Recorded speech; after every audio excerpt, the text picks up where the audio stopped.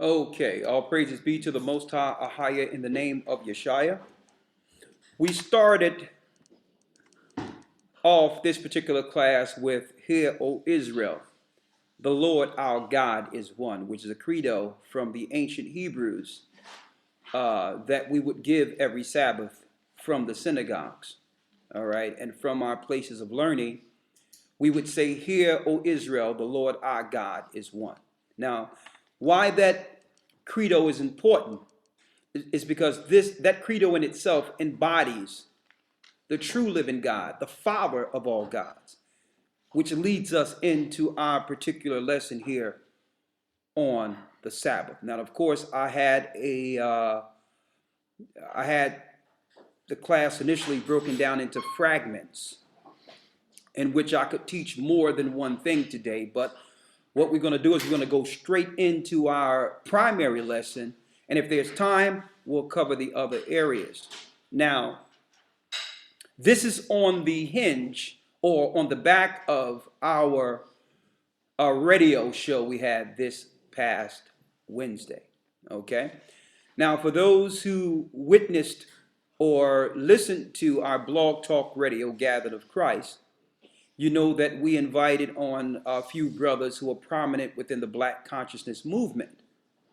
Brothers like Polite and brothers like Shaka Amos, and these particular brothers and Cyanetta from the House of Consciousness, we invited them on our Blog Talk radio show in a prelude to a debate that's going to happen between Elder Gabar, Yasha Allah of the Gathering of Christ Church in New York, and those particular brothers from the Black Consciousness movement. Now, I invited them on for an entirely different reason. Okay, I wanted them on not to debate them, not to see who is bringing forth more knowledge, but to more so understand them. So I noticed that when it comes down to these particular discourses between Israelites or those that believe in the Bible, Christians even, and those in the Black consciousness movement, the Bible is on trial, in which the whole conversation is about the credibility of the Bible. So therefore, just take off that. Therefore, what I did was make a proclamation that let's hear them in earnest. Maybe they have something outside of the Bible that we don't understand. Maybe the disconnect because the Bible is the point of argument. Maybe it's ignorant on our side not to hear what they have to bring forth, knowing that we primarily deal with the Bible alone.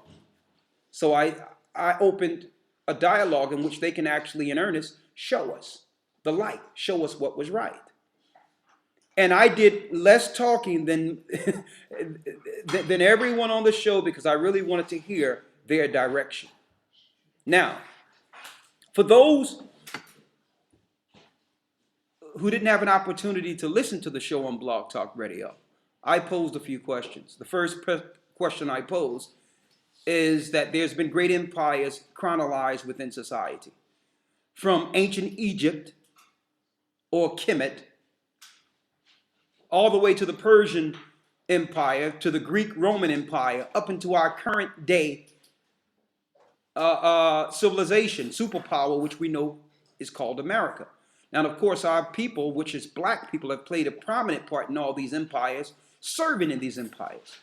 So the first question I asked was there any place outside the Bible that they can chronologize with the source to show us these empires foretold and our plight within them?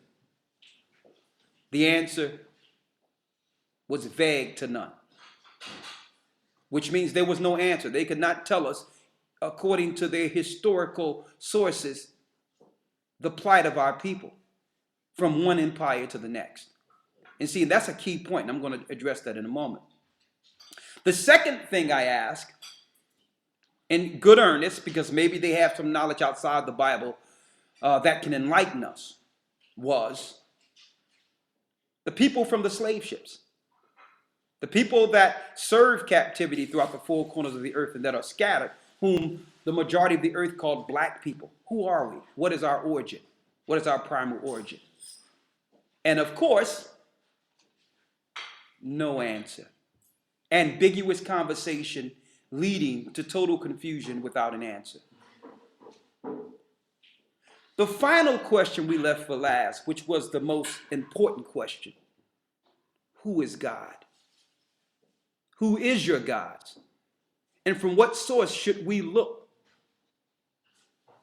to do the research and study on your God and what pleased your God? Show us the source that's beyond the Bible or that was before the Bible that tells us how to serve the living God and who is your God.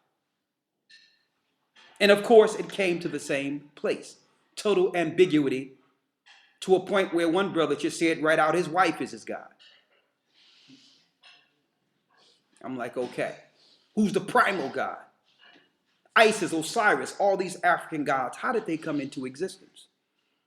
One brother came straight out and said, well, listen, it's going to take some level of faith to a degree because it's written in mythology. And the only source that we can draw from is the Greeks. Interesting. Greek mythology. So here it is. You tell us that we shouldn't follow the Bible because it's a white man's book, but you get your source from the Greek mythologists. Interesting. So, you know what I found when I quantified and actually re-listened to that broadcast? Is that these so-called black consciousness people that believe in Egyptology need the Bible more than us. Why? Because if there's no debate on the Bible, there's really no conversation. So their whole religion is based off of trying to prove that the Bible is not credible, when the Bible can answer all these questions I pose to them. The Bible can answer who is the true living God without ambiguity. And it don't take 30 minutes in a circular conversation to figure it out. The Bible can also answer who are the black people that went in cargo slave ships and the reason for their demise. Our people. The Bible can also explain all empires, from the Egyptian empire, from the Persian Babylonian empire, all the way up into the Greek and Roman empire to modern day America, and explain the reason for their existence. I need y'all to examine this for a moment. They would rather deal in a place of ambiguity and uncertainty than to admit the Bible is correct. So even where they stand and their confusion is also written in the Bible.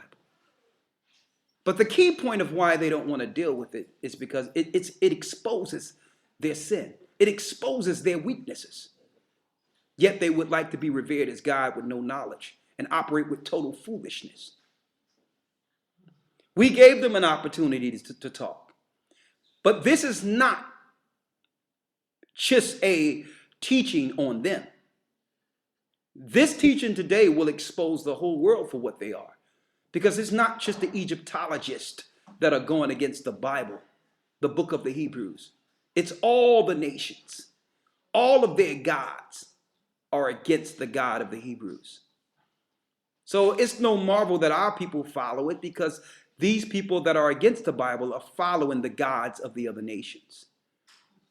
They're following the will of those who've enslaved them and deny the only book which can set them free. So it's not about an argument with them anymore. They had a chance to bring the truth. And I'm going to say this with anyone that come to try to dispute the Bible in a pretext to have you question your foundation. Don't even go there with them going forward. What you do is say, listen, if the Bible is not the way, you show me the way. And if you can't show me the way, shut up. Period. You're going to tell me to leave my God of the Bible, but yet you can't identify yours? You're going to tell me to leave the Bible that tells us why we're in this condition, but yet you cannot show, based on your history and research, where we come from and why we came to such a demise? You are a problem. That's what you are. So, we're going to answer the questions they couldn't. And you tell me what you should follow. And we're going to use the Bible. And let alone, keep in mind, brothers and sisters, another thing I found for those who would like to get everyone out of the Bible. These people deny the Bible not because they've read it. Okay? Not because they've read it. And they try to claim that there's information that predates the Bible. So what? So what? Let me tell you, the information of the tree of good and evil was in the beginning with Adam. That predates the Bible. But should I follow Kabbalism? Should I follow Satanism because Satan fell before the Bible was compiled? So that argument is futile. Evil was here since the beginning. And there's records of evil before the beginning. Should I follow it because it came before the Bible? See, but we don't relegate ourselves to just the information within the Bible. We understand the Bible is just the information that was canonized and authorized to be read in certain circles today. We respect all the records of the Hebrews because that's who we are. We're from the children of Eba. Hebrew comes from the word Eba, which led to Peleg, which led all the way down to the children of Israel. That language also denotes a connection through bloodline, and that's what they are ignoring. So, let's go. Who is the Most High God? Right? Using the Bible, let's go to Psalms, the 19th chapter, and the first verse. The book of Psalms, chapter 19, verse 1. The heavens declare the glory of God. The heavens declare the glory of the Most High. Which means, when I look up in the heavens, I'm not going to look at the stars and reverence them. I'm not going to look at the sun and reverence it. I'm not going to look at the moon and reverence it. Why? It's going to break it down for you. Read it. The heavens declare the glory of God. The heavens declare the glory of God, which means if I can respect the things which we can see and reverence them as gods, should I not honor the God who made them? Should I not seek him out? Okay. Who was before the stars? We're just beholding his glory when we look in the sky. Read. Verse 2, Salakia, the rest of verse 1. Come on. And the firmament showeth his handiwork. The firmament, when we look outside into the heavens, it shows our God handiwork. So I'm not going to revere any fallen angel or any spirit that's a product of this God. That's why I asked the brothers, when did Osiris and Horus, when did Isis come into existence? Because we all know that these are lesser gods reverenced by the Gentile nations, mainly the Egyptians. Lesser gods, the fallen gods. Finish reading. Verse 2. Day unto day uttereth speech. Day unto day utter speech, which means the Most High is speaking through his creation every day. But our people cannot perceive. They don't understand. Read. And night unto night showeth knowledge. There is no speech nor language where their voice is not heard. There's no voice or language in which the Most High's speech is not heard. It says night by night because there's a communication from the constellations written in what the Bible calls the heavenly tables. So when you look outside at night, there's a message from night to night that most cannot perceive because only the nations are dismayed at them, which means you can't even understand what's in the heavens if you don't understand the Bible. I'm going to go there in a moment. Read. Verse 4. Come on. Their line is gone out through all the earth, and their words to the end of the world. In them he hath set a tabernacle for the sun, which is as a bridegroom coming out of his chamber. So the Most High set forth the sun that's revered in Gentile pagan teachings. Read. and rejoiceth as a strong man to run a race. His going forth is from the end of the heaven, and his circuit unto the ends of it. And there is nothing hid from the heat thereof. The law of the Lord The law of the Most High God, read, is perfect. is what? Is perfect. Is perfect, which means the sun does exactly what he tells it to do. The stars do exactly what he tells them to do. The moon does exactly what he tells them to do. The law that come forth from the heavenly realm is perfect. I'm speaking of the God of the Hebrews here. Read. The law of the Lord is perfect, Come on. converting the soul. Converting the soul.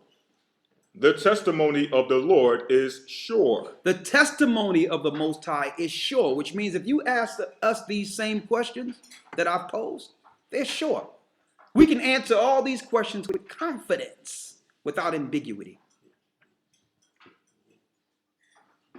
Because what comes from the Most High, his law, his commands are sure. Right? Come on. Making wise the simple. Making wise the simple.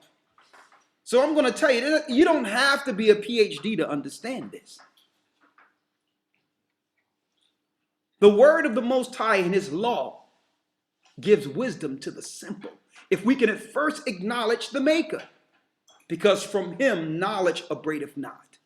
And see, and that's why the simple stays simple in this earth. Because they don't want to acknowledge the God of all gods. Read. Verse 8. Come on. The statutes of the Most High are right. The statutes of the Most High are right, because with this command and order also comes order on how to operate within this earth. How to keep our vessels right. How to stay on the narrow, the righteous and narrow path. That's key. Read. Rejoicing the heart, the commandment of the Lord is pure, enlightening the eyes. Read. Verse 9. The fear of the Lord is clean, enduring forever. The fear of the Lord is what? Clean. Clean. Enduring forever. Because to fear the Most High is the beginning of wisdom. And that's how you live a clean life, by following the law, statutes, and commandments written in the Hebrew records. Read. The fear of the Lord is clean, enduring forever. The judgments of the Lord are true and righteous altogether. More to be desired are they than gold, yea, than much fine gold, sweet also than honey and the honeycomb. Moreover, by them is thy servant warned. By them is the servant of the Most High warned. So the message on how to actually operate right and know right from wrong and to do what's right is linked to the law of the Most High, which is contained in the book. Now, I asked these questions for a reason the other night. If you don't understand these primary questions, these primary key components of life and understanding, you are in no position to direct or teach anyone. If you don't understand where you are, who you are, where you come from, who your God is, and what fundamental information we should actually understand. And I'm going to go there in a moment, because it's deep when some of these guys are on the other end of having to answer questions to validate their education, to validate their point. They so busy arguing our book, they lost the fact that there's no fundamental foundation in what they believe. And hopefully that particular radio broadcast we had the other night will be a segue into them actually looking for those answers and trying to find those answers. That's what I hope. What verse are you at there? This is verse 11. Come on. Moreover, by them is thy servant warned. Let's go back to who's our God. Let's get a little bit more clear on this. Because we are the children of Israel who came out of ancient Egypt, or what they call ancient Kemet. We are the people that served in Egypt. Okay? Now, research then came out already through the book of Jasher and other Hebrew information that we weren't in Egypt for 400 years. We were afflicted by them off and on for that period of time in our interactions with them. But we were in Egypt almost half that time. Let's make that clear. But nonetheless, we did come out of Egypt with great substance and went into the land of Canaan. That can be proven. But who is our God? On our Exodus, right before our Exodus, the Most High met Moshe, who they call Moshe or Moses. The Most High brought him to the mount and gave him a command. So when I ask, who's your God? We intend to get an answer because the Bible tells us who is ours. Okay, let's go there. Let's go to Exodus, the 3rd chapter. The book of Exodus, chapter 3, verse 1. Let's go. Now Moses kept the flock of Jethro, his father-in-law, the priest of Midian, and he led the flock to the backside of the desert, and came to the mountain of God, even to Horeb. And the angel of the Lord appeared unto him in a flame of fire out of the midst of a bush. And he looked, and behold, the bush burnt with fire, and the bush was not consumed. Let's go straight to the 13th verse when Moses asked, who is he? Verse 13. And Moses said unto God, Behold, when I come unto the children of Israel, When I come unto the children of Israel, read. and shall say unto them, The God of your fathers have sent me unto you. Come on. And they shall say to me, What is his name? What is his name? What shall I say unto them? So that if someone come to me and ask me, well, who's your God? It doesn't take a 30-minute dissertation to lead to nothing. I can answer because I have a foundation. My God is the God of Moses. Okay? My God is the God of Yeshua, the anointed, the Christ. My God is the God of the Israelites. Who's yours? What did the Most High answer with Moses? And let alone, keep in mind, Moses was raised an Egyptian called Moshe. Okay? Moses was an Egyptian, so he knew of all the gods of the Egyptians. He was raised one. Read. Verse 14. Come on. And the Most High said unto Moses, I am that I am. I what? I am that I am. I am that I am. That means Ahaya, Ashah, Ahaya in the ancient Hebrew. So the Most High gave a name of himself. I am that I am is all existing, which means he always was. And there was never a time in which he didn't exist because he created time. Time was made for us here in this realm, because there's a time that leads to judgment. He created time. That's why he says, I am that I am, the all existing. I am that I am. Read.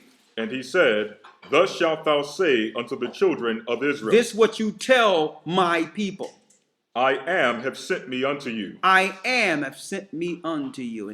And Moses and the prophets were told to go and tell the children of Israel that Ahia was sent unto them to set them free, whether they hear or forbear. And that's what we're telling all of our people. Ahia have sent us unto you. The all-living God, the God of all gods, is calling his people. Now that's a direct answer without ambiguity. I would expect asking 3 separate people who believe the same thing. I expect to get a clear answer if they're going to tell me to leave my God and serve theirs. I need to know who I'm serving. And if you don't have a direction, you're not in no position to tell anyone to leave the Bible. You must first get a fundamental foundation first. That's what you must do first, instead of leading us into confusion. Right? So our God is Ahia. Now this is what makes our God different. Because number one, we don't deny the records of the lesser gods. We don't deny the truth concerning the Egyptian gods or the Roman gods or the Persian gods. We know they exist. We don't deny them.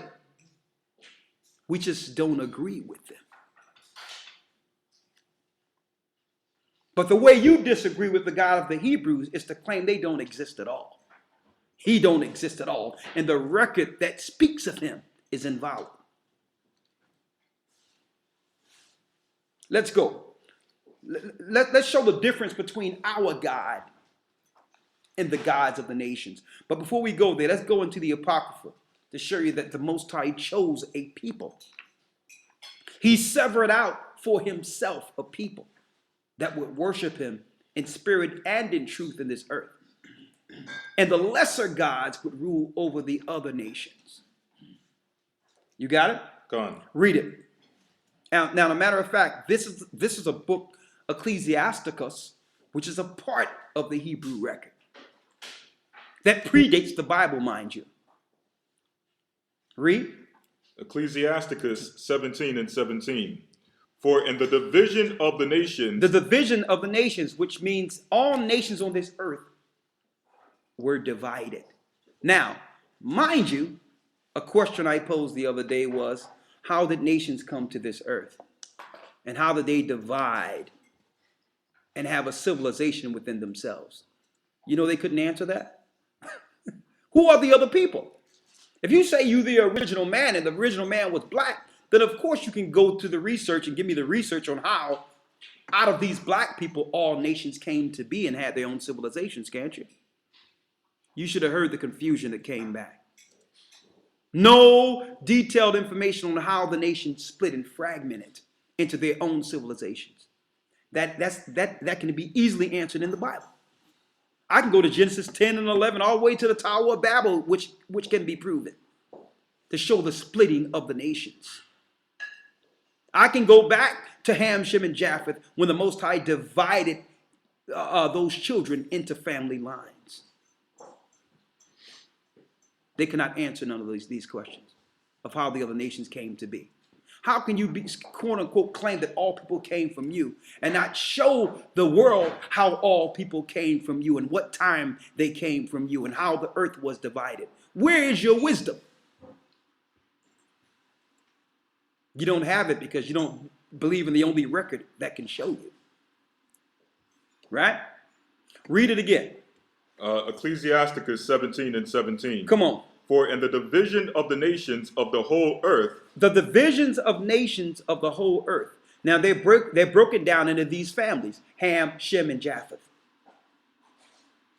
Ham, Shem, and Japheth. Those are the three families of the earth. All the nations that's within these three come out of those three. Read. for in the division of the nations of the whole earth, he set a ruler over every people. So the Most High set a ruler over every people. That ruler is what you call today gods. So there's a God over every nation of the earth. And that's why you have people following Greek gods, Persian gods, because the Most High said it so. He said it where one God would be over every people, where the Greeks would have their God. The Egyptians would have their God. See? Read.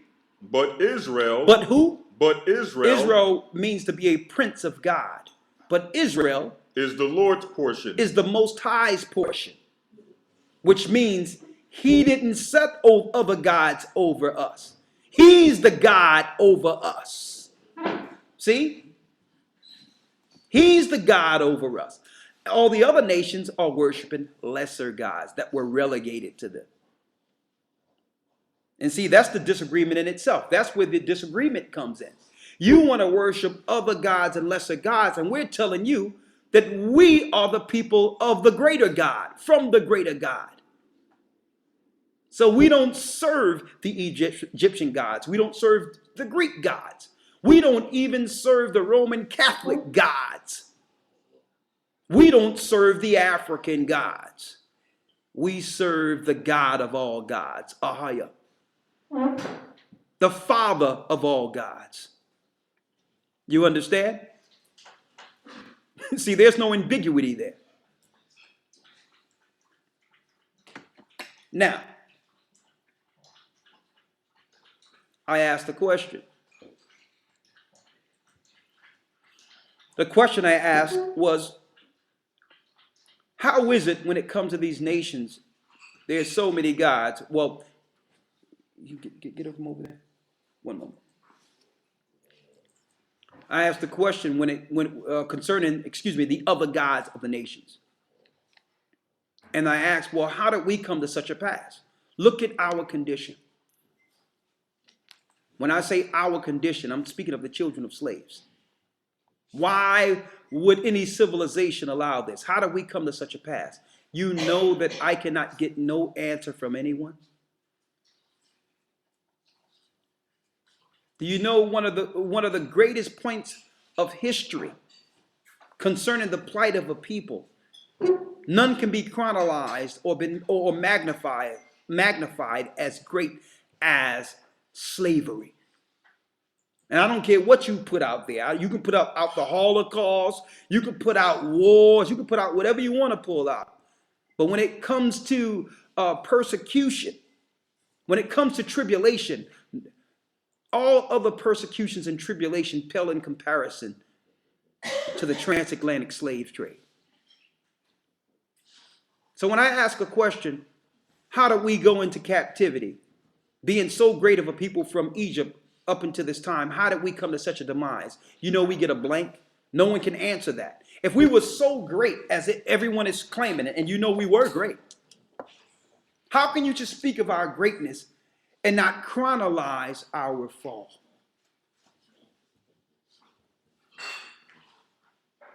Why? Because the answers is in the Bible. The answers are in the Bible. Real quick, even though I break this down in the academy, I'm going to preference it or just break it down and just go straight to Daniel's real quick.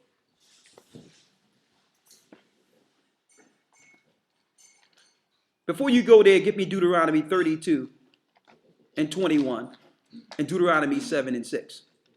Deuteronomy 7 and 6, Deuteronomy 10 and 15, and Deuteronomy, thank you, it's good.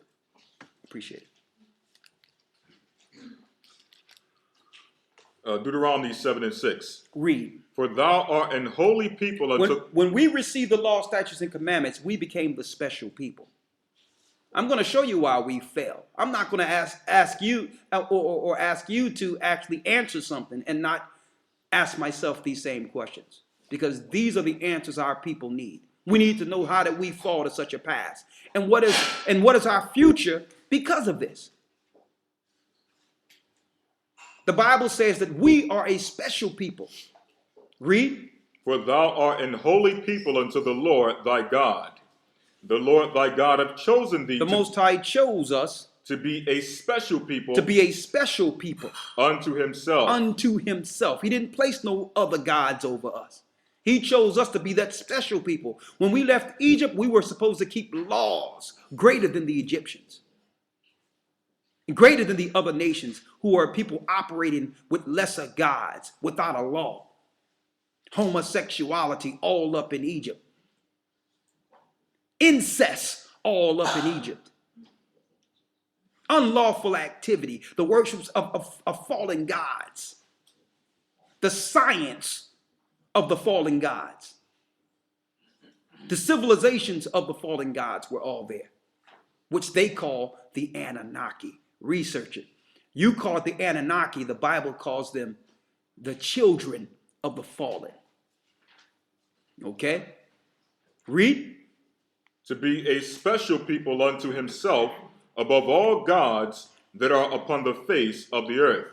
The Most High have chosen thee to be a special people above what? Read that again. Above all nations. Above all nations. That are upon the face of the earth. What makes us special out of all nations is our laws, statutes, and commandments, and our God. To whom much is given, much is required. So if we don't follow these laws, a judgment comes. That's the reason for our captivity. That's the reason for our fall. It was our disobedience. The other nations could do nothing against us with our God. on our side. So the nations tricked us into following their God. So therefore now they can have power over us. If they can trick us into following their religions and their worship, then by default the other nations rule over us. Is it starting to make sense here? Why do you think we don't have Egypt anymore? If we were so great and so great of a people, okay, explain why such great people fell to decadence. It cannot be explained. So we need more than others telling us that we were great.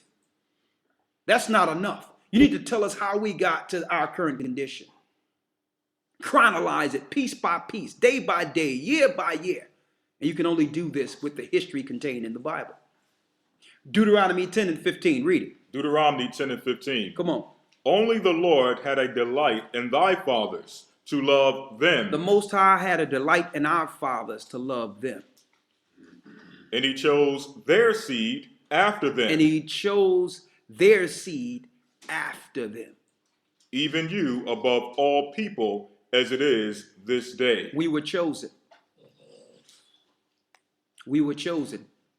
And that admiration the Most High had for us became envy to the other nations. Okay? And eventually they were looking to help us. Not to help us, but they were planning our demise. We're living in that demise based on the curse that's written of in the Holy Bible. Read it. Deuteronomy 32 and 21. Start at 16. Thank you. Deuteronomy 32 and 16. Come on. They provoked him to jealousy with strange gods. With strange gods. With abominations provoked they him to anger. They sacrificed unto devils. So our people began to sacrifice to devils, demons, lesser gods. Like the example is, the Egyptians, they had a different god appointed over them. Okay? Of course, through their magic and witchcraft and all that they were dealing with, there was not a curse attached to that for them. That was their way of life, their way of being, that paganism. But the children of Israel could not do so. We were the children of Abraham. We had a different way of life, and we had to shun the way of the Gentiles in order to please our God. But what happened? Read it again. They sacrificed unto devils. We began sacrificing to the same devils or demons as the Egyptians, the same devils and demons as the Greeks and the Persians, the lesser gods. Read. Not to God. Not to our God, Ahaya.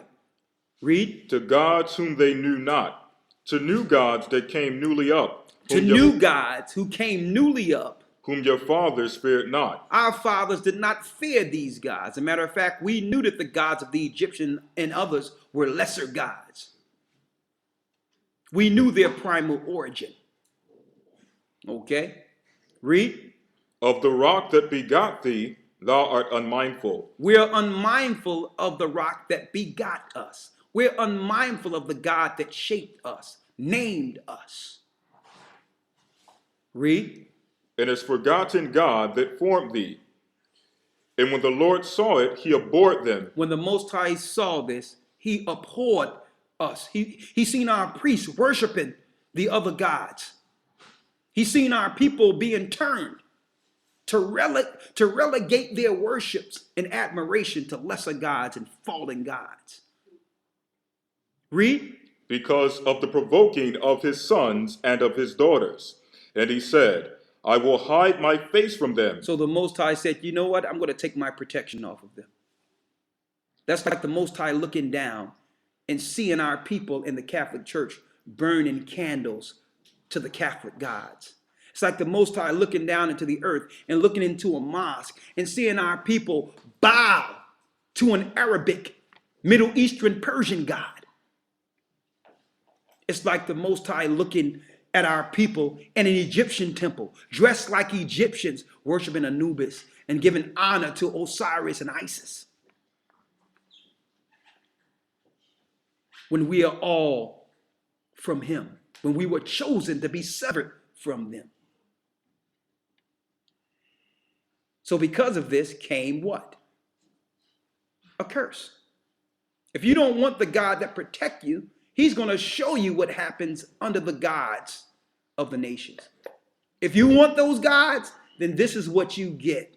You get the people who reverence those gods as your master. You see how it works?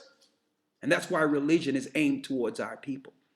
They know this. They have our history. They know that if they can get us to turn to their religion, by default, the nation who originally worshiped that God have power over you. And see, we don't get power over the nations as prophesied until we serve the God we walked away from. So we don't get a chance to have nations under us like we are under them until we come back to our God. You see how all this is resolved? We'll always be less than them if we worship their gods. If we worship the Egyptian gods, we'll always be less than Egyptians. If we worship the Catholic gods and the Edomite gods, we'll always be less than the Edomites. Okay? If we worship the Asian gods, we'll always be less than the Asians, because you cannot worship their gods better than them. The Most High severed out gods for them to worship from the beginning. And guess what? That's their ancient gods. So that's why they'll give you Buddhist teachings. That's why they'll give you modern day pagan Catholic teachings. That's why they'll give you African teachings and Hamitic teachings. That's why they'll flood our neighborhoods with these different types of information. When you go into other areas, you don't see this. You don't see one people in one area being fragmented with all different religions. And I noticed this. When I went to the suburbs, when I was working in the suburbs, I used to see in the suburbs one church for everybody in that area. You didn't see a mosque there. You didn't see nothing there. They worship their Catholic God, period. When you go into a Middle Eastern neighborhood where the Arabs are, all of the Arabs are in the mosque together. You don't see them fragmented and separated all up. They're worshiping Allah. When you see the Asians go worship, they're all worshiping Buddha, lighting candles and lighting incense to Buddha. You don't see them divided in number. But come amongst us. We're divided in everything, and we're the destitute and lowest on earth. So it's not because we have a lack of religion. We have left our God. And there's no other book on earth that can resolve this but the Bible, that tells us what will happen to us by following other gods. The only book that resolves our current scenario, our current situation, and chronologize it perfect is the Bible itself. Read it. And he said, I will hide my face from them. I will see what their end shall be. So the Most High says, I'm going to hide my face from them. That's taking that hedge of protection off of us. So that protection was taken off us. And now the nations were ready now. And it's like, okay, now that their God have abandoned them for a time, let's take them. Let's conspire against them. Let's tear them down piece by piece and separate them and make sure they never understand that they are the children of the living God. We're going to flood them with religion, flood them with lesser gods, flood them with so much confusion that knowledge itself will become a snare, will become a trap for them. They'll never find their way. We'll make sure all of the world history omit their existence, so they'll never find the God that called Moses. You understand? They will never find the God that called the prophets. They will never find the God that brought forth the spirit of his son Yeshua in this earth. Read. For they are a very froward generation, children in whom is no faith. They have moved me to jealousy with that which is not God. They have provoked me to anger with their vanities. Go ahead. And I will move them to jealousy with those which are not a people. So if you're going to put up a no God for me, I'm going to put up a no people for you. If you want to follow these pagan gods, be pagan then. And then let's see what will be your end. The nations who've enslaved us have never looked to favor us or make things in our turn, or to make things right for us so that we can find our correct God. Their whole point of religion was to keep us enslaved. Don't you know this? All through society, their whole point of existence was to keep us down. Why? Because two powers cannot rule at once. How can these people of power rule if their God is given? I mean, how can we rule, the nations are saying, if these people receive a God that will give them rulership over us? So the God of Israel, Ahia, Ashar, Ahia, was hid from us throughout all civilization. All the nations hid the name and the true understanding of our God from us. You think they don't know our God? They know our God. The biggest problem is we don't know our God. That's the issue. They know our God. Right? Read. I will provoke them to anger with a foolish nation. With a foolish nation. Go on. Oh, that's it. Now, let's go to the book of Daniel real quick. I'm just going to preference this without breaking the whole thing down to show you how the Most High showed our prophets from one civilization to the next, leading to our current condition, which means our fall was chronologized in the Bible. The prophets were asking, how long will we go through this? And the Most High gave them points of prophecy that led to our current condition. A matter of fact, slave ships is actually prophesied in the Bible. We've said that in Deuteronomy 28 over and over again, to show you the Most High actually resolving that promise that if we follow the other nations, we would go into captivity.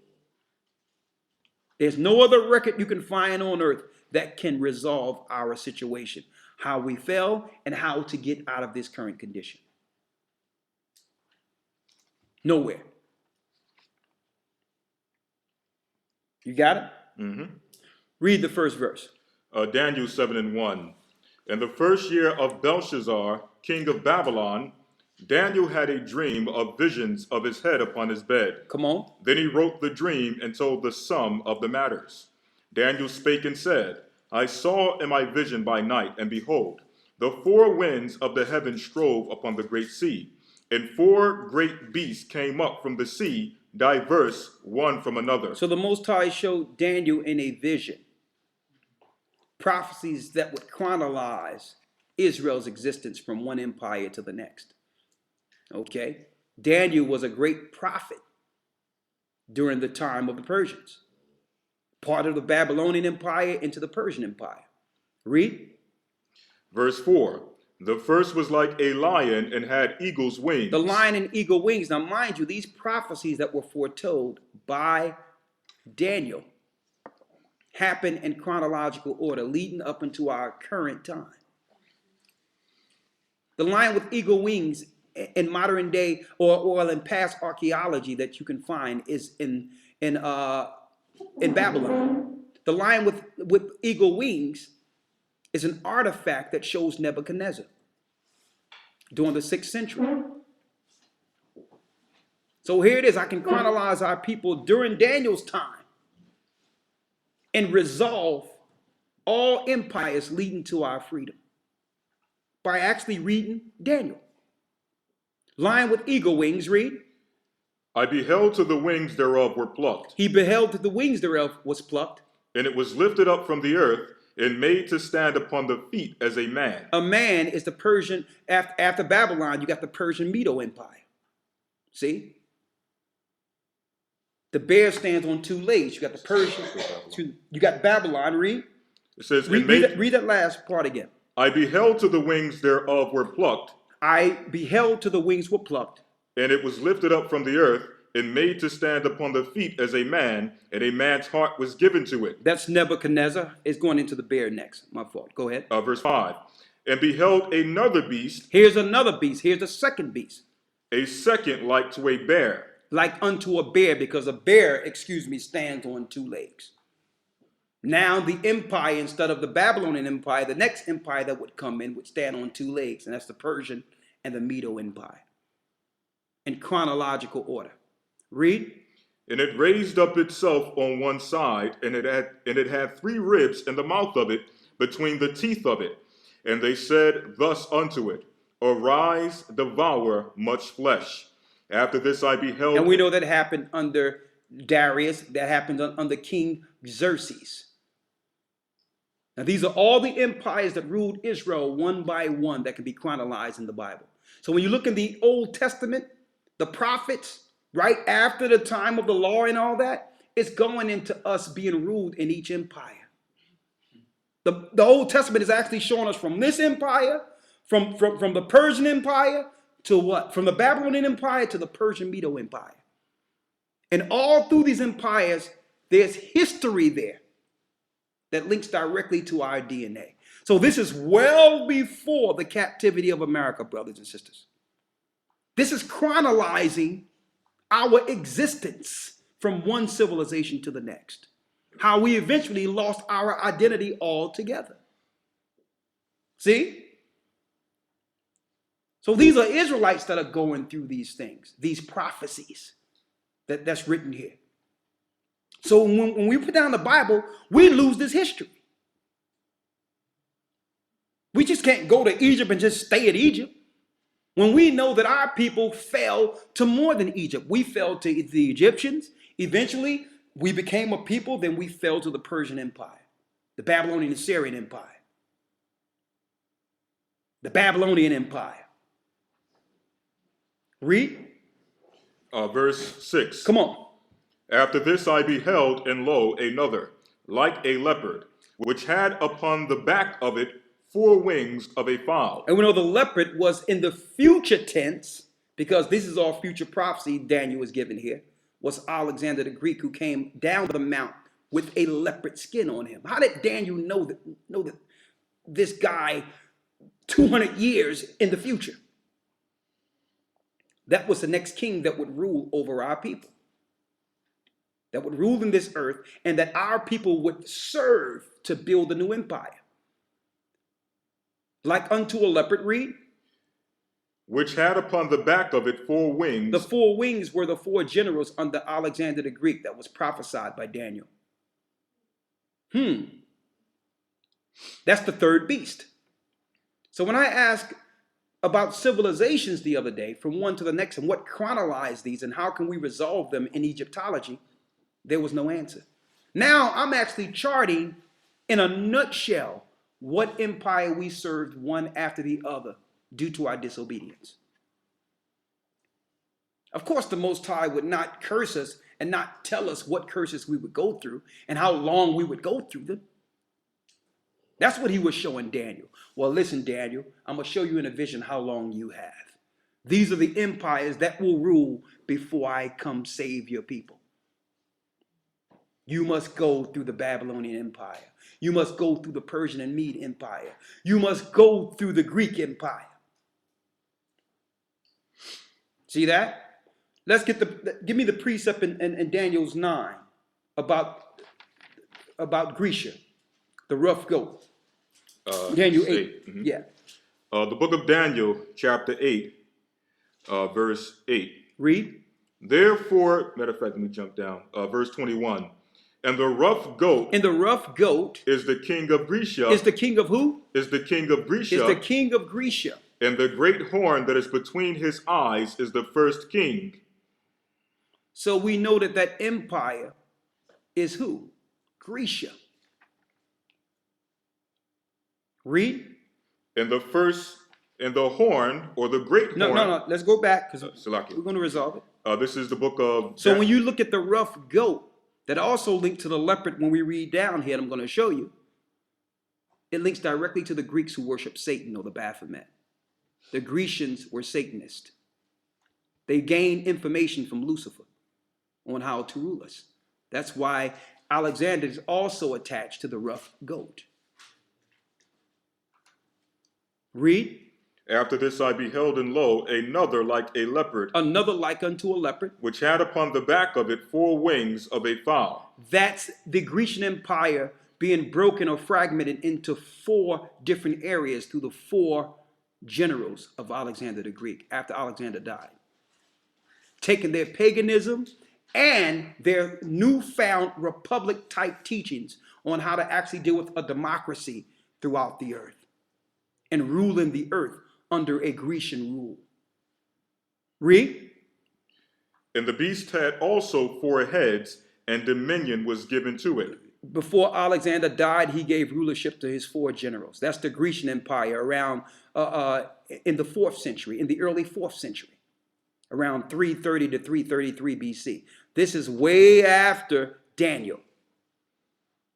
So we will go through the Grecian Empire. What's next? Verse 7. After this I saw in the night visions, and behold, a 4th beast, A 4th beast. dreadful and terrible, and strong exceedingly. Come on. And it had great iron teeth. It devoured and brake in pieces, and stamped the residue with the feet of it. And it was diverse from all the beasts that were before it, and it had 10 horns. And it had 10 horns. And we know the 10 horns is the original EU. The 4th beast is who? Rome. Rome, the 4th beast, which was prophesied out of the book of Daniel, which would, instead of ruling from just Italy, it would be what you would call a compilation of different nations that will grow and grow and grow. Okay, it started with the 10, but they would go out and expand the Roman Empire. The Bible is chronologizing time here. So when you put down the Bible, you're losing all this great wealth of information that chronologizes and resolves time. See? Read. Verse 8. I considered the horns, and behold, there came up among them another little horn. Now a little horn is coming up from amongst them, before whom there were 3 of the first horns plucked up by the roots. So now a new horn would come from the 3 horns that's plucked up by the root. So out of the 10 horns came 3 that would make 1. We know that America was made from who? You got it. The French, the Spanish, and the Great Britain. So 3 of the 10 horns will actually make the one that would rule today. And guess what? People helped build that one little horn that was plucked from 3 of the 10. We were the people that were taking on slave ships to build this last empire. Now look how we just broke that down in a couple of seconds there. We just chronologized our whole existence from our fall in Egypt, the Most High revealing himself as the God of all gods to Moses, to the law, statutes, and commandments, to the time we fell as a people and began to serve one nation after the other. So not only can we teach the people our plight and our fall, we can also tell the nations how they came into existence, how they became superpowers, and how long before their fall. See? Because it was chronologized by the God of all gods.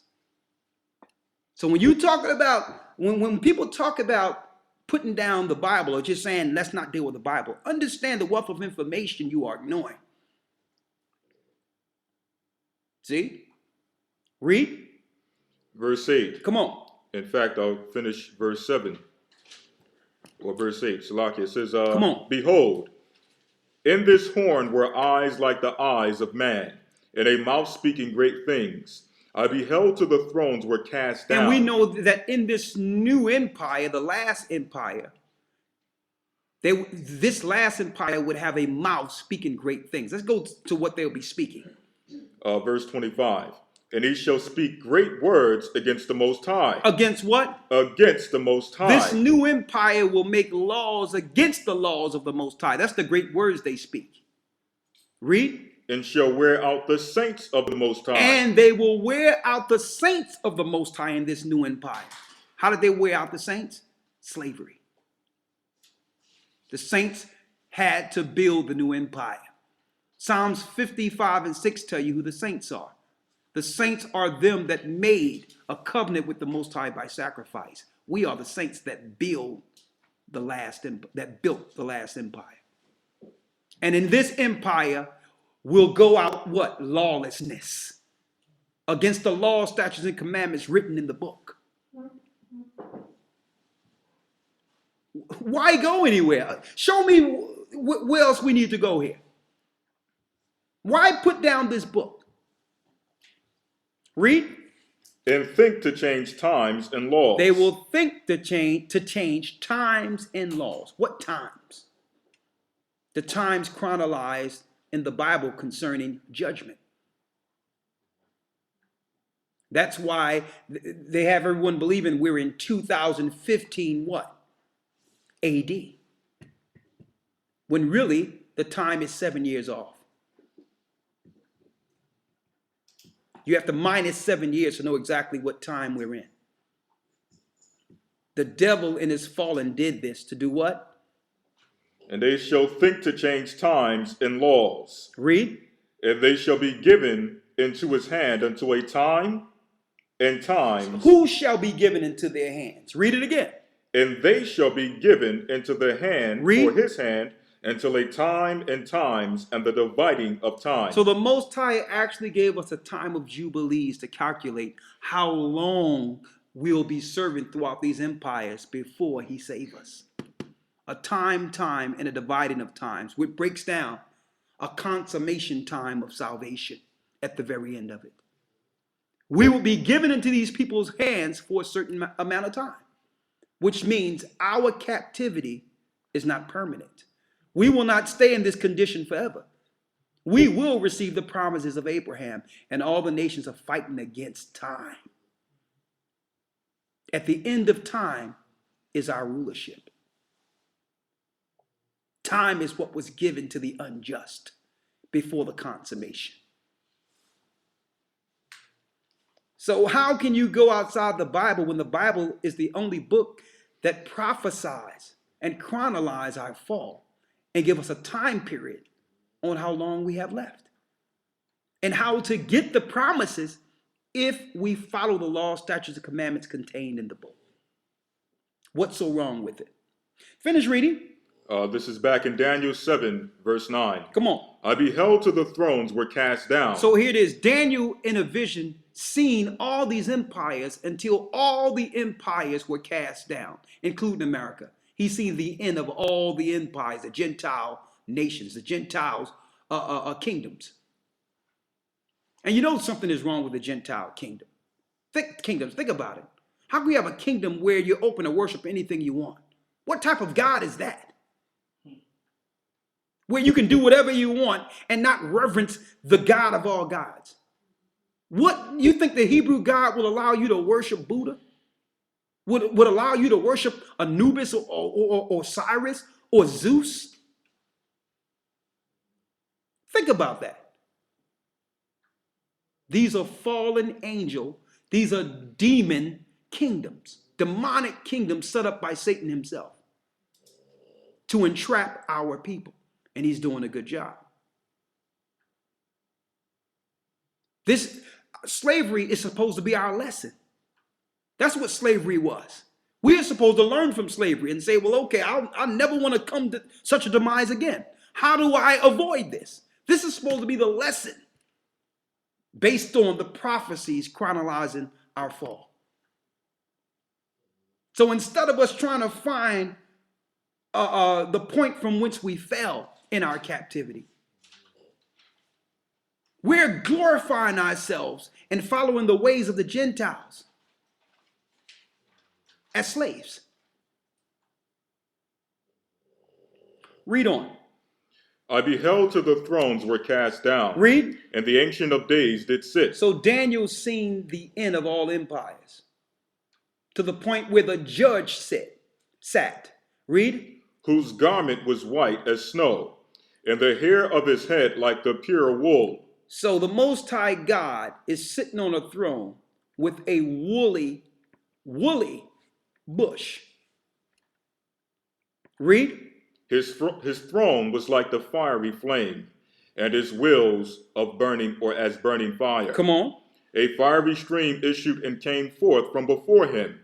Thousands ministered unto him. It's speaking of the angels that minister unto the Most High. Thousands upon thousands minister to the Most High in the heavenly realm.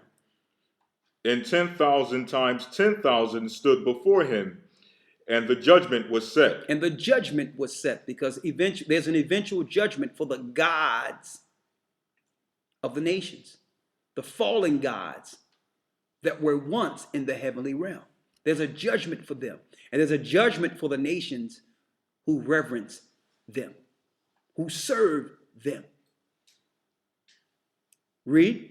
The judgment was set, and the books were opened. And the books were open. Read. Verse 11. I beheld then because of the voice of the great words which the horn spake. I beheld even till the beast was slain, and his body destroyed and given to the burning flame. So the Most High have a judgment for the final beast, and that's utter flames and destruction. That means that last horn that came out of the 3 from the 10, from the 4th beast, which is what we call today Babylon or America, will be destroyed by fire, according to our God. That's the judgment of that place, that the Most High cannot have no trace of existence of that particular place, which represents all the beasts in one. It have the same religion as Babylon. It have what you would call the democracy in the Republic of Rome. It have the satanic worships of ancient Persia and the worship of gods from Rome all the way back to ancient Egypt. So America is all of our captivities wrapped up into one. It's Sodom and Gomorrah. It's all the evil from the beginning resolved in one country. So the Most High showed Daniel it burning. Rome was not complete. Rome eventually was circumvented by our generals, the Jews who came in and destroyed it. It was wounded. And no sooner as it made itself back again as America, it began to attack us, the people who destroyed or wounded ancient Rome. You understand? Read on. Verse 12. Come on. As concerning the rest of the beast, they had their dominion taken away, yet their lives were prolonged for a season and time. So all the nations did have their dominion taken away. America is ruling now, but aren't they still in existence? Yes. Yes. They're still in existence. There was a time where the Grecians were the greatest empire. There was a time in which Babylon was the greatest empire. But where's their power now? So don't think that America's power is going to stay forever. The same God that took down those dominions, those kingdoms, is now prepared to take down America. And after America is destroyed, that's the end of our captivity. That's the last captivity chronologized in the Bible. See that? There will be no one worshiping Anubis, Osiris. There'll be no people calling on Jesus in this new kingdom.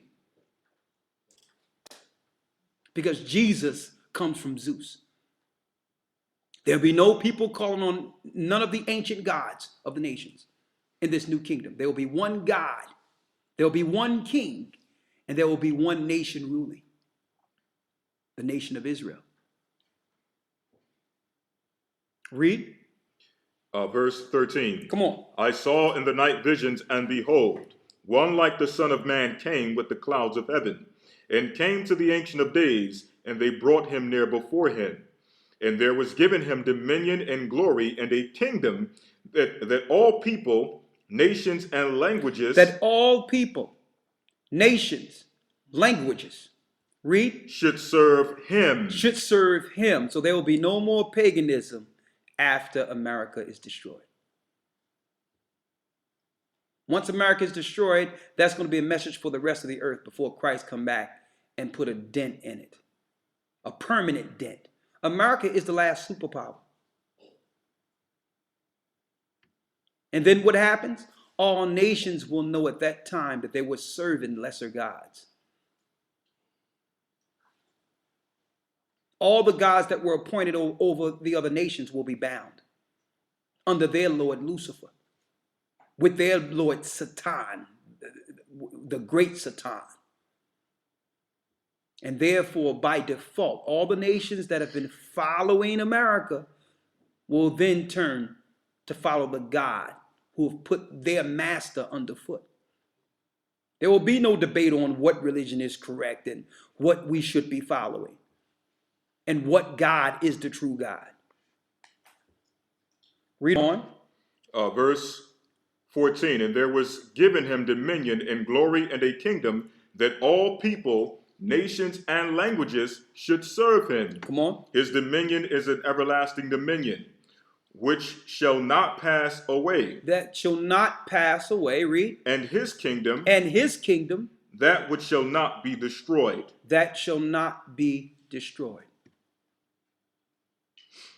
That's crystal clear. Now, I just went into Daniel and resolved the beginning of our captivity to the end. The beginning of it till the end. And it's written of in our Bible. Do you know every kingdom was prophesied by Daniel that we served under? And it happened exactly how he was showed.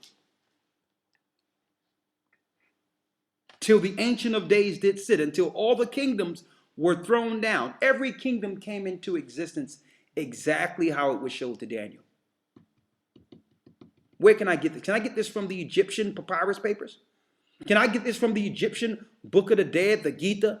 Where can I get this information from that resolves our condition? Can I go to Buddha and get this? Can I go to the Catholic Church and get this? Can I even go to the Baptist Church and receive this? It's in the Bible. And I'm just showing you the importance of this because I notice every religion in this earth, the first point of connection with those who are ignorant is to have them question the Bible.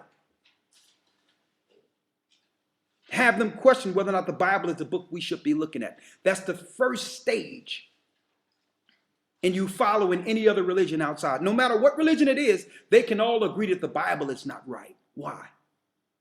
And I never see none of these alternative religions attacking the Quran or any other book. But they attack the Bible. Why? Because they know the Bible is for our turn. The Bible speaks of the God of all gods, for the God of all gods. And our God hates the God of the nations. And the only reason he's allowing them to exist as powers is through his word. There's a time for judgment. And because that time has not been resolved, he's letting the God of the nations do their will in this earth until their time is resolved. What you have there? This is Zechariah 14. Come on. This is linking to Daniel. We just read Christ's kingdom. Now we're going to show you that even the Egyptians will have to worship and serve in Christ's kingdom. That's beautiful. This is the book of Zechariah, chapter 14, verse 18. And if the family of Egypt go not up and come not, that have no rain. In fact, I'll start up a few verses. It says, this is speaking of the nations who decide that they don't want to follow our God. Mm-hmm. This is Zechariah 14 and 16. And it shall come to pass that everyone that is left of all the nations, which came against Jerusalem, shall even go up from year to year to worship the King, the Lord of hosts, and to keep the Feast of Tabernacles. That means all nations must come up and give reverence to Yeshua, who will be ruling from Jerusalem. Read. Verse 17. And it shall be that whoso will not come up of all the families of the earth. That means if some family of the earth decides that they don't want to follow what's decreed from our God, read. Unto Jerusalem to worship the King, the Lord of hosts, even upon them shall be no rain. And if the family of Egypt If the family of Egypt go not up and come not, and don't come to Jerusalem once a year like they're told to, read. that have no rain, there shall be the plague wherewith the Lord will smite the heathen that come not up to keep the feast of tabernacles. The Most High will plague them again.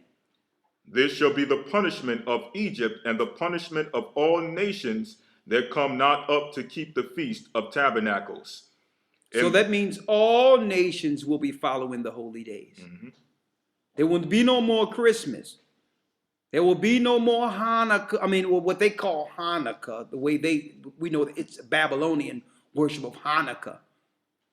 There will be no more Christmas. There will be no more Saturnalia. There will be no more African holidays. They will come up to the Feast of Tabernacles as the Hebrews and give reverence to our King. And that's after we're set free. No other book chronologize it like this. Chronologize our fall and our rulership and what will be happening in our kingdom after the fall of America. I need you to go into, we'll tell you real quick. We trust in oppression and stay thereon. One moment.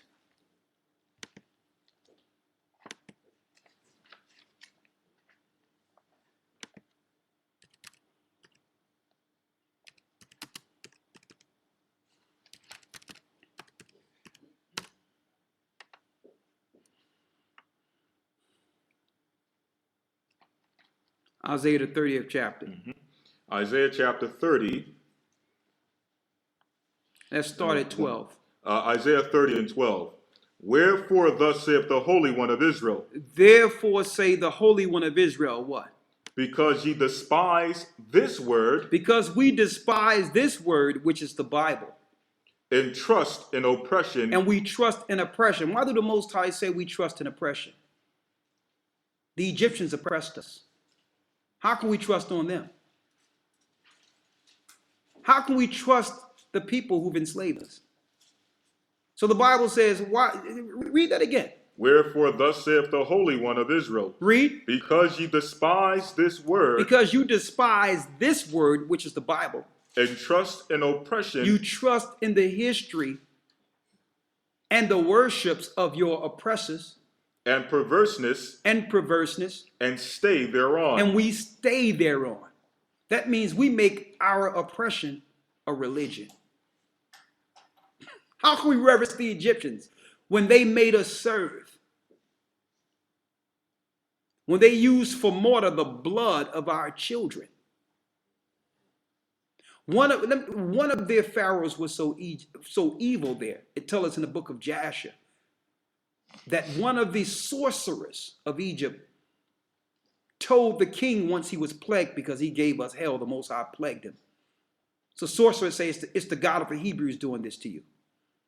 So what you need to do is take a child, an infant, each day and kill an infant and bathe in his blood to be healed. What type of science and madness was that? You know that a baby died every day of our people as what they call a healing quality to give youth to a dying pharaoh. And that's chronicled in Egyptian history also, where they were killing babies, taking babies from our mothers, from our women, and killing one baby a day until this pharaoh died. And he was bathing in the blood of our children. So how can we trust in these people? Read it again. Wherefore thus saith the Holy One of Israel, Come on. because ye despise this word, Because we despise the word of God. and trust in oppression and perverseness, and stay thereon. Come on. Therefore the iniquity shall be on you as a breach ready to fall, swelling out in a high wall, whose breaking cometh suddenly at an instant. and he shall break it as in the breaking of the potter's vessel, that is broken in pieces. He shall not spare, so that there shall not be found in the bursting of it a sherd to take fire from the hearth, or to take water withal out of the pit. So the Most High said he's going to utterly eradicate us, make us desolate when you break this down. That we would leave our homeland. We will be totally destitute because we began to trust on our oppression. We became broken. The Most High broke us because we trust the God of the nations. Now the Most High in the last days, in our current time now, is calling us back. He's given us that information that the nations deprived us from. He's given us the truth concerning the reason for our fall. He's given us back the Bible. Right? Now there's one other thing I wanted to go into. Let's go to Jeremiah 5 and 26. The book of Jeremiah, chapter 5, verse 26. Yes. For among my people, speaking of God's people, are found wicked men. They lay wait as he that setteth snares. They lay wait and set traps. And I'm pointing out those that are bringing forth alternative religions and alternative ideologies within our people. I can understand why the Catholics and the Roman Catholic Church bring forth their teachings amongst us. I can understand why the Arabs bring forth their teachings amongst us. It empowers them. But what benefit our people to bring Gentile religions to their people? The Most High says it's like they're setting a trap for us. Read. For among my people are found wicked men. Read. They lay wait. As he that setteth snares. They set a trap. They catch men. So there's traps in these certain religions that catches men. Read. 27. Come on. As a cage is full of birds, so are their houses full of deceit. Their houses are full of deceit that would have our people turn away from the book. Total deception. Read. Therefore they are become great and waxen rich. They are waxen fat. They shine. Yea, they overpass the deeds of the wicked. Because they're gaining riches from our people's downfall. There's many people that are getting admiration and riches and power off of keeping our people ignorant of our God. Read verse. They judge not the cause of the fatherless. Go ahead. Yet they prosper, and the right of the needy do they not judge. Shall I not visit for these things, saith the Lord? Shall not my soul be avenged on such a nation as this? A wonderful and horrible thing is committed in the land. The prophets prophesy falsely, and the priests bear rule by their means. And my people love to have it so. Most I say, his people love to stay in this ignorance. There's always an audience for foolishness amongst our people. There's always an audience. Amongst our people are wicked men that will tell you, put down the Bible. The Bible is not true. The Bible is not the word that belongs to our ancestors. When really the Bible is the only answer. I asked questions the other day. Well, who's your God? They got mad at me for posing common sense questions. One person broke out in total profanity. Like I dare ask him a common sense question like that. Like what person you run into that you're converting into your belief that don't even ask you who you worshiping and what's your God? That's not a point of offense. That's a point to teach. You should be ready to give an answer to every man with a question. When I ask you who's your God, are you afraid to tell us? Because behind closed doors, I'm sure there's a chief god they follow. But they won't tell you that they're worshiping Lucifer, the fallen one. They set traps. And see, another thing that we want to put out there for you brothers and sisters who are fairly new, especially those that are Christian, because we want Christians, even if you don't follow everything that we follow right now, we would rather Christians to stay in the Bible. Because they play on Christians' ignorance of history. Christians have the faith to follow Christ and the belief to follow Christ, but they don't have the detailed history as a foundation. And these so-called black nationalist teachings and these black consciousness teachings try to play on your ignorance of history. But when you ask them first-hand questions, you're going to find that they don't even have the history they purport to know, that they expound on.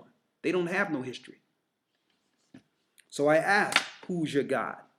Got no answer. I ask, chronologize our fall from one empire to the next. No answer. I ask how the nations came to be.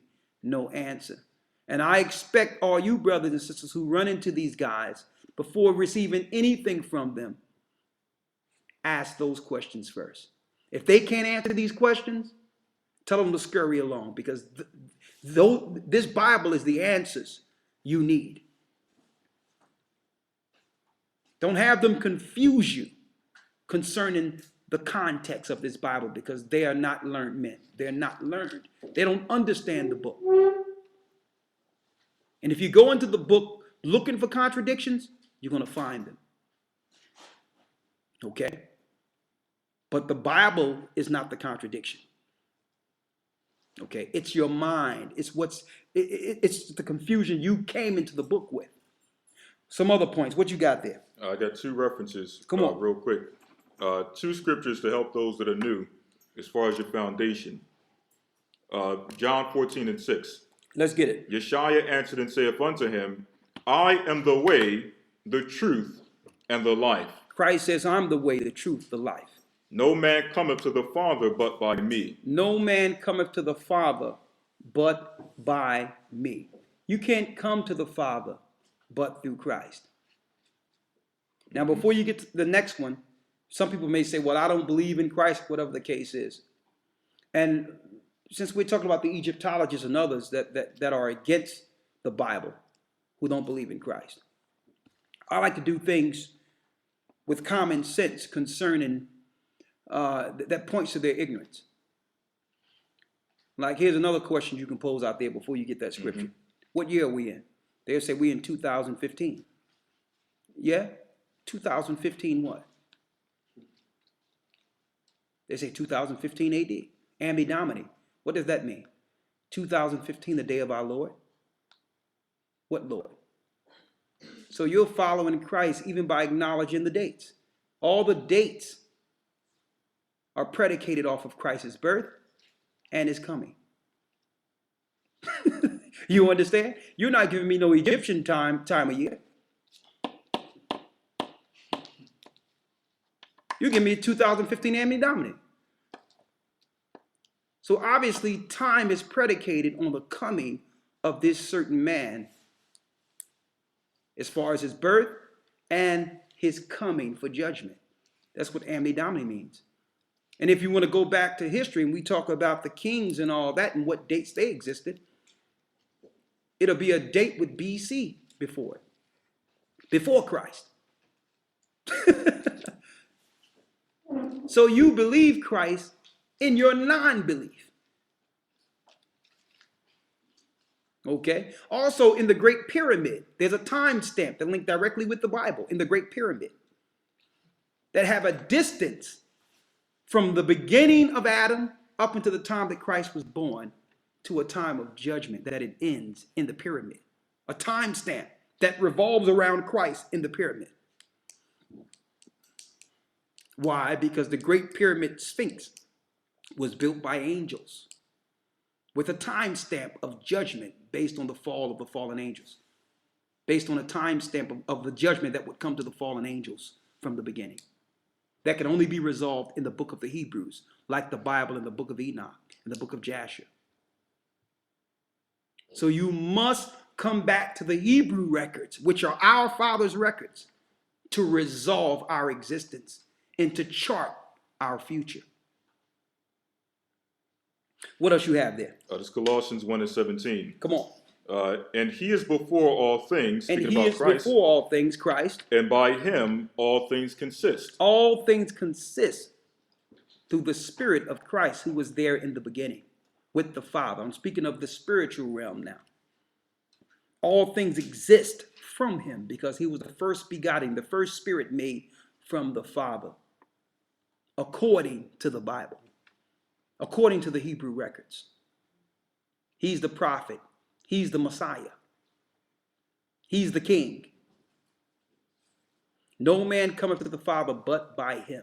You must believe. Now, the majority of our people are not going to believe. But the Bible says, go tell our people whether they hear or forbear. Only 10% will make it. Only 10%, 1 out of 10. So this is not for everyone, I understand. But don't you dare try to claim the Bible is not the true book of our people, for our people, from our people, because there's nothing else. What else do we have?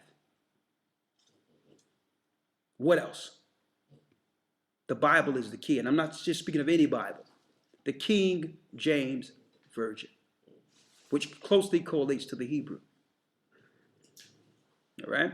But I can add this also. Come on.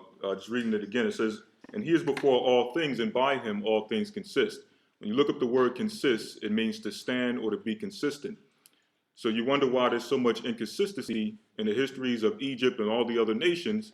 What happens is when you take Christ out of the picture, that's what you get. You get inconsistencies. So going back to St. John, the 14th chapter, the 6th verse, he is the way, the truth, and the life.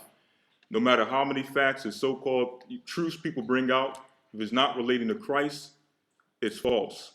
It's of no value. So that's the easiest way to filter information. I don't care how much huge words they use or how much things they bring out concerning history. If it's not leading you back to Christ, then it's of no value. Of no value, period.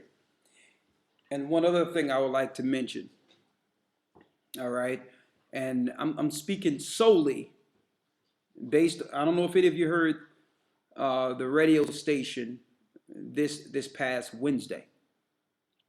And I'm speaking right now solely to the brothers and sisters who are on the fence concerning the whole thing. I need you to go back and listen to that radio broadcast. And I need you to understand that I did nothing but ask pertinent questions and allow them to answer them any way they seem necessary. I said, well, listen, I just need a source. If the Bible is not the way, and you know it's not the way, then I'm willing to hear some sources that can point me to the right way. Let's not argue the Bible. I said, just come on and bring me your truth then. Show us where our people come from. Show us why we're in this condition. Show us the history of our rise and fall and chronologize it year to year. Give it to me. And what books I can go to worship the true God. Who is the true God? And you're going to find, brothers and sisters, that these guys got infuriated. Some of them hung up. They got mad. And the only thing I did was ask them to bring forth their strong reasons, to bring forth what they feel is true. I need to get two scriptures. 1 Thessalonians 5 and 21.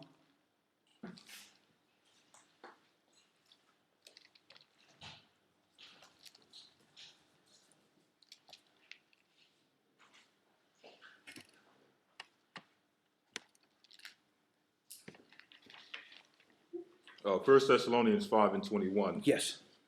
Prove all things. The Bible says prove all things. If you're going to get us out of the Bible, you must prove what you have and show that to be true.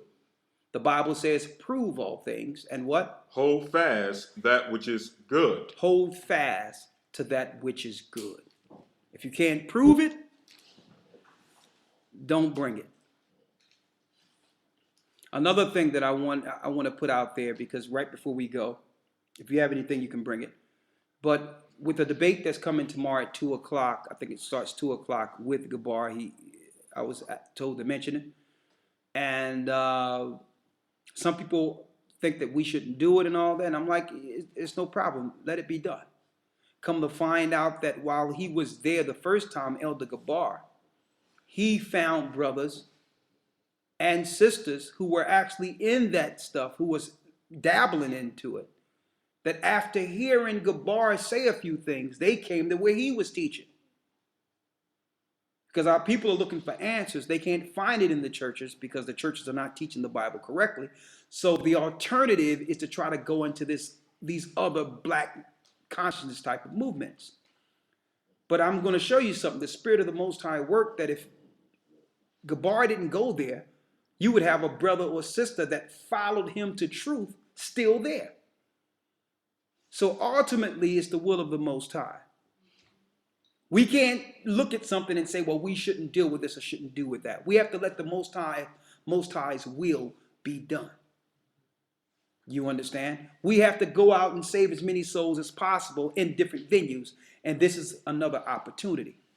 One other thing that I found out, brothers and sisters, and I'm going to give you the source for this. I noticed the confusion when it comes to Egyptology and Egyptian history comes from one key source that they use over and over again to claim that Israel was never in Egypt. And the only source they use, it all comes from Manetho, a Greek-speaking patsy who was an Egyptian. His name is Manetho. If you want to read about Manetho, and soon we're going to have the complete class on it as far as the Egyptian confusion. That's what it should be called, the Egyptian confusion. What Manetho did, you can look in the book of the Josephus on Manetho. Go get the complete works of Josephus. Go to your back and look up Manetho. Okay? And it'll tell you what Manetho did on purpose. He purposely switched up in the chronological Egyptian history and how it's chronologized. He purposely switched it up, knowing that our people became great in Egypt. So he made it where the grandson would be the father and all that, so that Egyptian history would be totally confused concerning dynasties. Therefore, when we look back there, we wouldn't know where we served in Egypt in modern day history. Manethos, Manethos, Manetho, did this. He was paid by the Greeks to change the history, knowing that we would one day look back at Egypt. And Josephus called him out and say, you confuse time so much. Now, Egyptians can't even look back there and know when their family ruled, because they turned things upside down just to hide our existence in Egypt. So all of their teachings that champions Egyptology against the Bible comes from modern day, comes from the misrepresentation during the time of the Greeks by an Egyptian named Manethos, who hated us. He hated our people, knowing the history of how the Most High saved the children of Israel out of Egypt. So how can you go to an Egyptian to chronologize the Hebrews' history there? So I'm putting that out there too. All right. With that, I'm going to answer a few questions, and those that want to support Gabar tomorrow, of course, Gabar is going to be on in a few minutes to tell you exactly how to support it.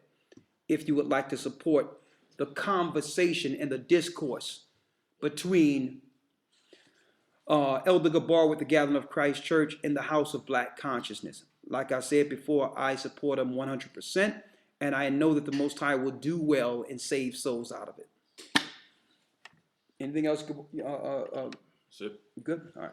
And I thank the Most High for the opportunity to come before you, and I apologize for the time trouble we had, the time we started today. We had some internet issues. We had to go to a different location. It's okay. I wanted to go into the book of Revelations and also the fall of the Gentile gods today and segue into this last part. But I can only do the last part. So next week, I'll go into some of the teachings of the book of Revelations and the worship of the Gentile gods, even up into the Roman Empire. I'll go into that next week. So let me answer